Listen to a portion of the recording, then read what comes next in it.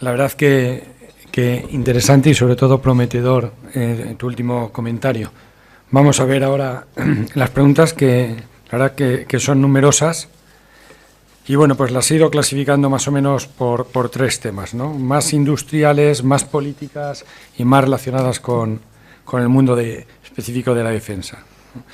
La primera pregunta pues habla de satélites, quizá un tema que le has dedicado poco tiempo en tu ponencia, ¿no?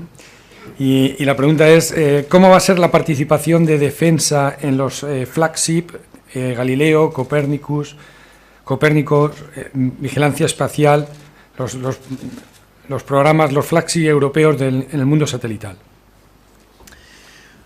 Vamos a ver, España es una potencia en satélites. A gente que no está relacionada con el mundo de la defensa, esto le llama poderosamente la atención.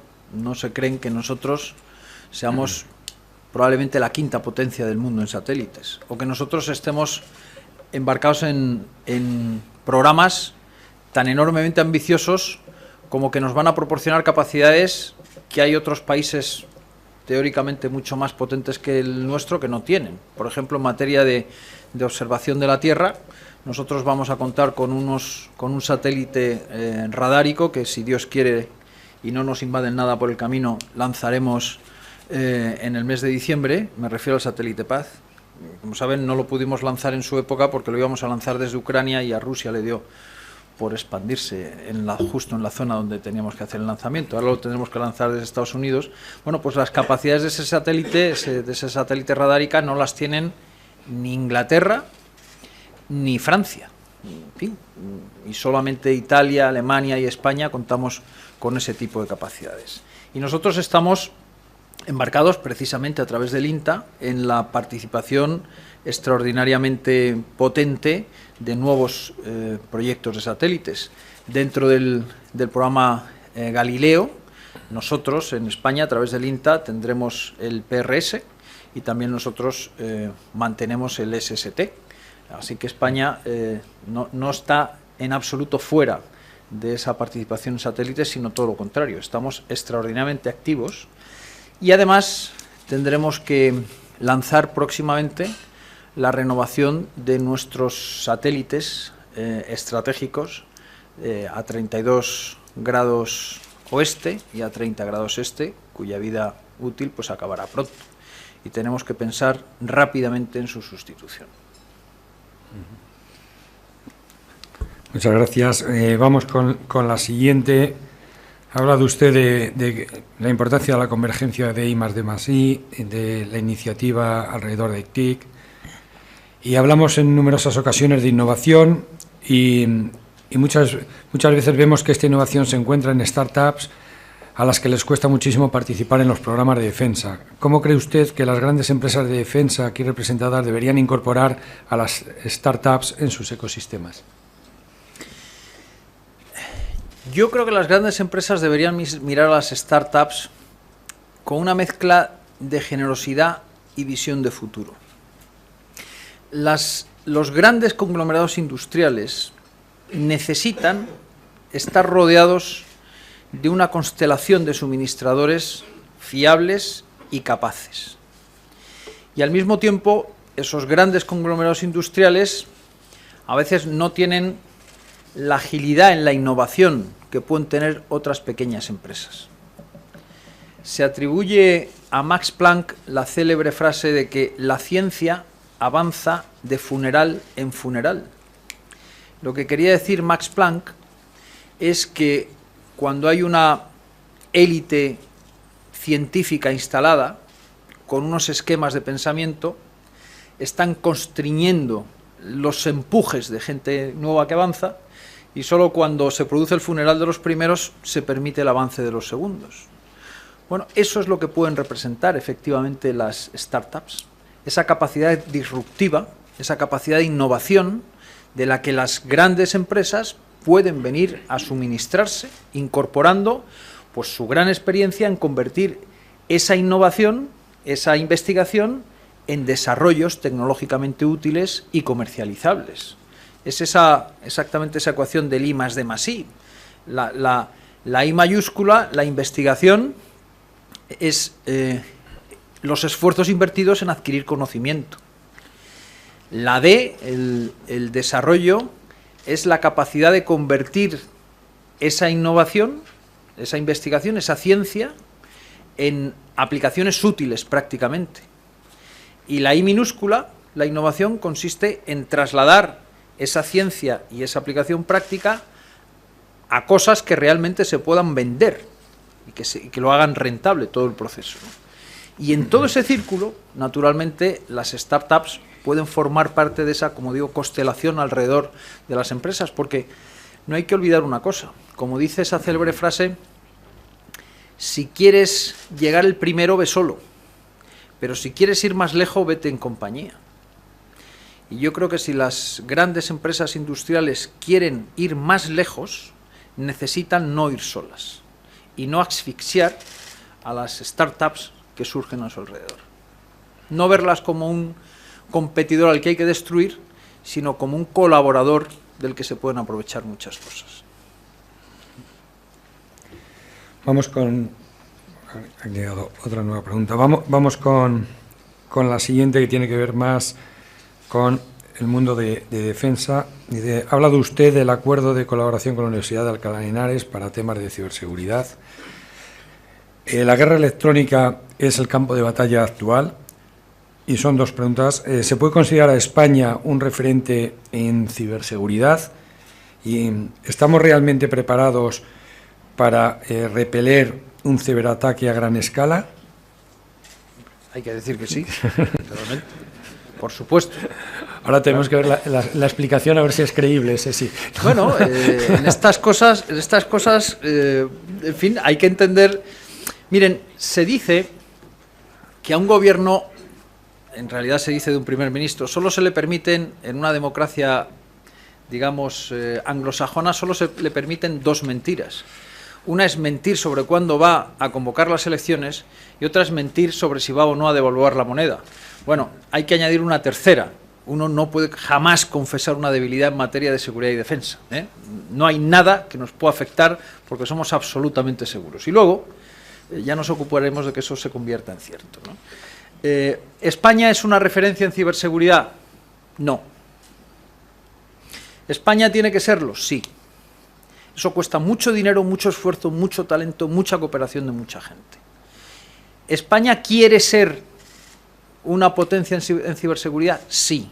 ¿Hay gente trabajando para conseguirlo? Sí, mucha y muy buena.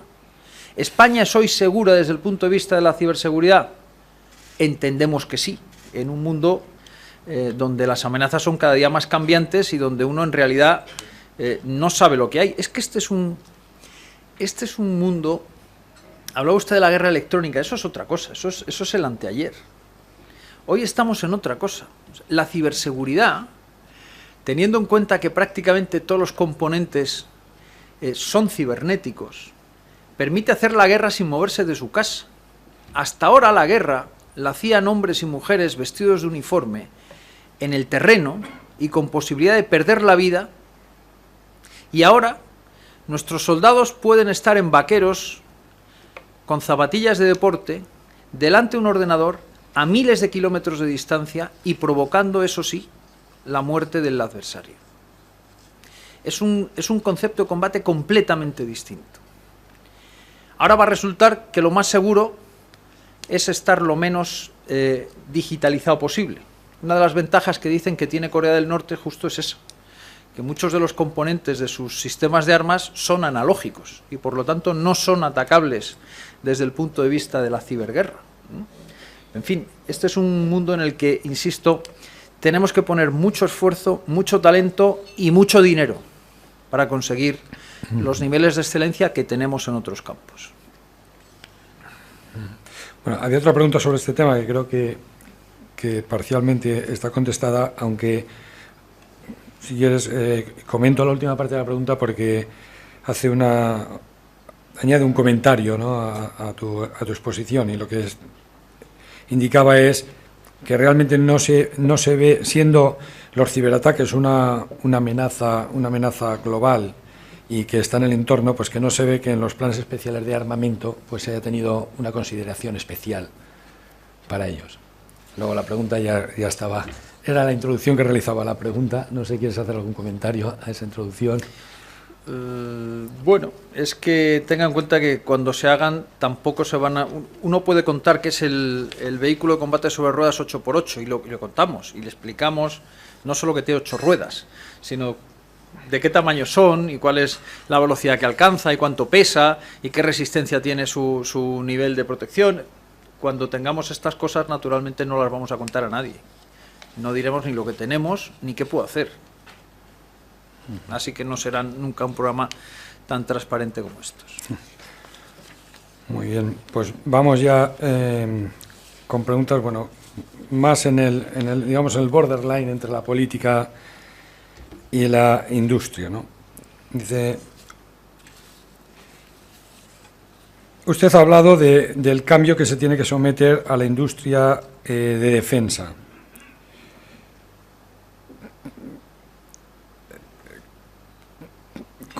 Como tenemos ante nosotros una buena representación de la industria, ¿qué le pediría como secretario de Estado de Defensa a la industria para que sea un actor importante y relevante en ese cambio?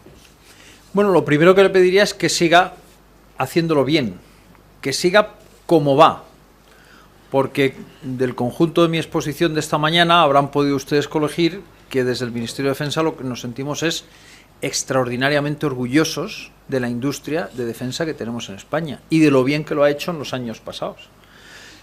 Este sector industrial no solo ha sido capaz de desarrollar unas enormes capacidades en estos 20 años últimos, sino que además ha sido capaz de atravesar por una crisis económica terrible sin desmontarse, a diferencia de otros sectores industriales o de servicios de nuestro país. La industria de la defensa se ha mantenido, se ha defendido estupendamente y ha sido capaz de continuar innovando, continuar invirtiendo, abriendo nuevos mercados en el extranjero. Ha sido, desde luego, ejemplar en materia de abrir nuevos mercados y proyectarse al exterior. Así que lo primero que le pediría es, naturalmente, que siga así. Lo segundo es que sea muy consciente de que estamos viviendo un momento de transformación tecnológica muy importante, tecnológica de procesos y de relaciones internacionales. Y lo que le pediría es que siga con esa amplia altura de miras, con esa visión de conjunto y con esa capacidad de adaptación y de innovación que ha demostrado en el pasado. Y no le pediré que siga colaborando con el Ministerio de Defensa porque lo ha hecho siempre y podemos esperar que siga siendo así. Bueno, para todos los que estamos involucrados en el ámbito de defensa, el reto ahí lo tenemos, ¿no?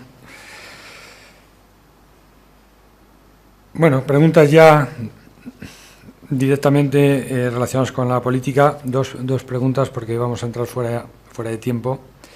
La primera, ha hablado usted de la industria de defensa como generadora de exportación, pero en ocasiones nos encontramos que nuestro peso en el ecosistema internacional, por tamaño de nuestras compañías o por relevancia de país en los diferentes organismos internacionales, no es el que muchas veces nos gustaría. ¿Existen planes para crear un gran, pone entre comillas, clúster nacional o algo más en la industria de defensa mediante fusiones o integración de compañías bien públicas o privadas?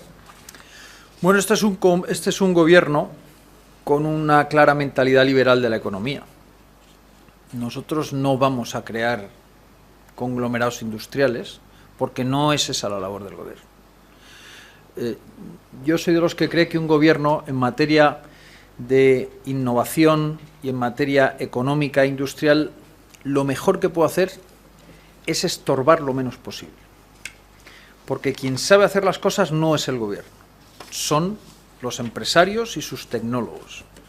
Y el gobierno lo que tiene que hacer es crear un medio ambiente favorable para el desarrollo de todo esto, de la creación de talento, de investigación, de desarrollo, de innovación, crear empresas que puedan prosperar por un entorno económico estable, predictible, con seguridad jurídica, con una fiscalidad sensata, con un marco de relaciones laborales sensato también, y estorbar luego lo menos posible.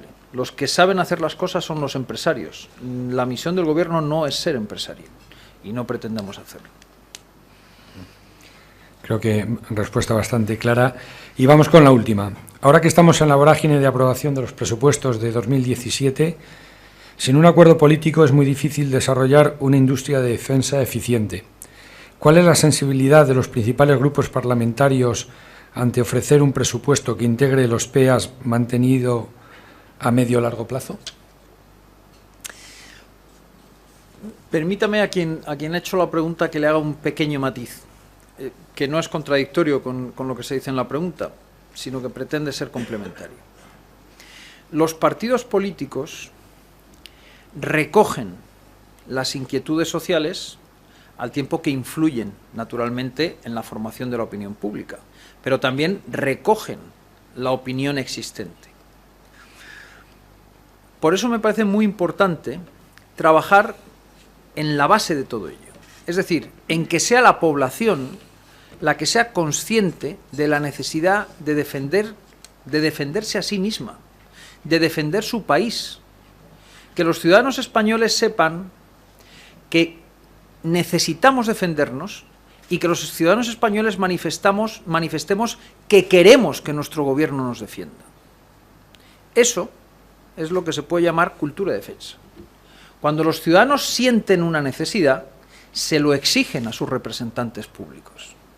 Y los representantes públicos satisfacen la necesidad manifestada por sus electores. Cabe, por supuesto, la acción contraria, que desde los partidos políticos se trate de hacer, digamos, didáctica y explicar a los ciudadanos por qué es necesario hacer algo.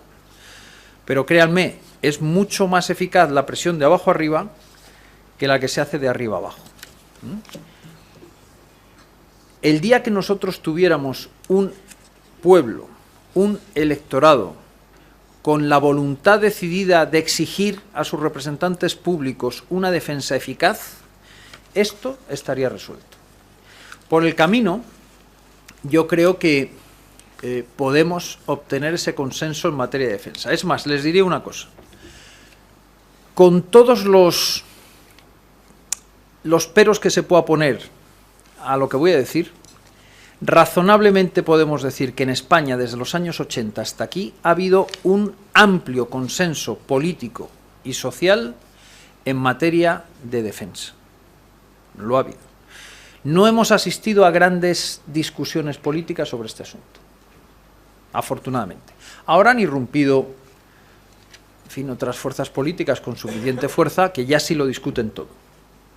Y asistimos a otro escenario, naturalmente. Son aquellos que discuten la necesidad de la defensa mientras no gobiernan ellos. Y luego cuando gobiernan ellos, entonces ya sí hacen un gran gasto en defensa. En Venezuela se gasta en defensa el triple que en España, porcentualmente. O en Ecuador, o en Bolivia, o en Cuba, no digamos ya en Corea del Norte. Pero esto es un fenómeno curioso. Te lo discuten cuando están en la oposición y luego, claro, como utilizan las Fuerzas Armadas para una cosa distinta de lo que queremos los demás, pues entonces la refuerzan. Pues era la última pregunta. Muchas gracias, Agustín. Espero que haya sido interesante para todos ustedes y reiterarles las gracias a todos ustedes por su asistencia y emplazarles pues al próximo, al ya 7º encuentro del sector aeronáutico de Accenture. Muchas gracias. Muchas gracias.